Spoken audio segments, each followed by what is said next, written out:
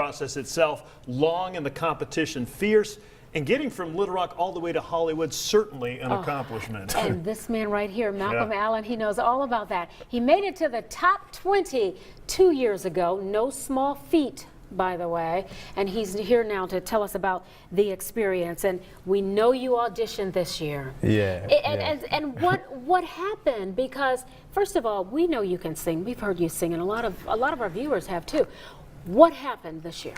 I guess they were just looking for something different. I'm assuming that had to be the case. I went in, you know, I gave them what I gave them, and they loved your voice. Yeah, they said I had a really good voice, but they told me, like, Malcolm, we expected you to have a good voice, but we're just looking for something different. Yeah, and we heard Keith Urban say earlier in your interview, Donna, that they're looking for something unique, something compelling. I was out in Denver covering it and talked to the executive producer and getting that same message. So do you think because this is the last season of American Idol, they're really making it difficult and looking for something that's really just going to pop? I can't really speak on their behalf because I have not the slightest clue what they're thinking.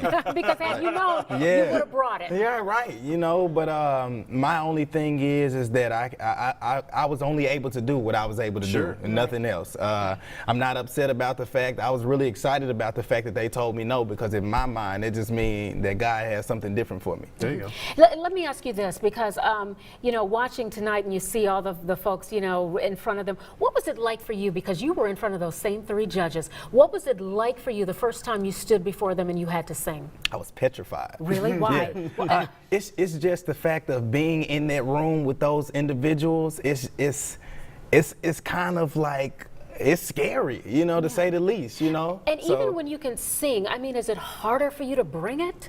It's a little bit more difficult when you feel as if you're actually being judged. Because hear me walking around on the street or something, if I sing and somebody say, "Oh man, you suck," okay. But this is like, my life is depending on this very second, this very moment in time. It's like my whole life is dependent on this, you know. But you proved yourself, obviously, 2 years ago, making it to Hollywood, making it to the top 20. How did that change your life? It definitely changed my perspective of how I needed to come at music, or how I needed to come at anything that I'm creative at in general. Like, I own a production company now, right?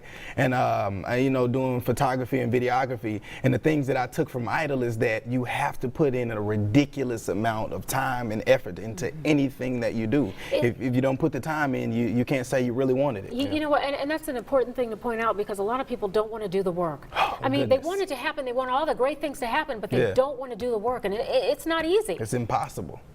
It's simply impossible. There's no way in the world. I was just having a conversation with somebody today, one of my mentors, and she was telling me, you know, you have to put at least 10,000 hours into a specific craft in order to say that you're even, you know, halfway decent at it. You know what I'm saying? Or halfway serious. Yeah. So you know, if you don't put the work, you don't put the effort in, there's no way you can ever say that you needed it. But you were telling me earlier during the commercial break, absolutely no regrets whatsoever. Not one single one, because I came from a trailer that was falling apart in the middle of the woods. You know what I'm saying? So for me to go from there to in front of millions of people across the nation, no one can ever tell me what I'm not capable of. Yeah. Oh, that's a good point. That's a very good point. And I also know that around town you have a lot of gigs. I mean, you are doing things. I saw that even before Christmas.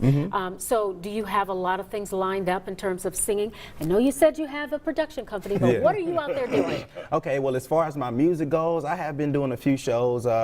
Mass majority of the shows that I've been doing is at Power Ultra Lounge. So I guess this is my little spot. Y'all make sure y'all come check it out. Power Ultra Lounge downtown. When can we see you? What night?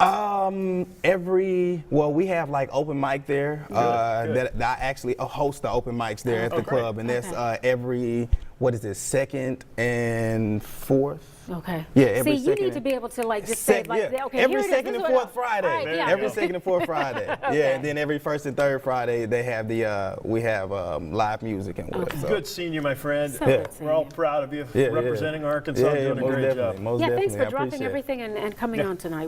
No problem. I thank y'all for having me. Good luck to you. We're going to take a quick break. We'll be right back.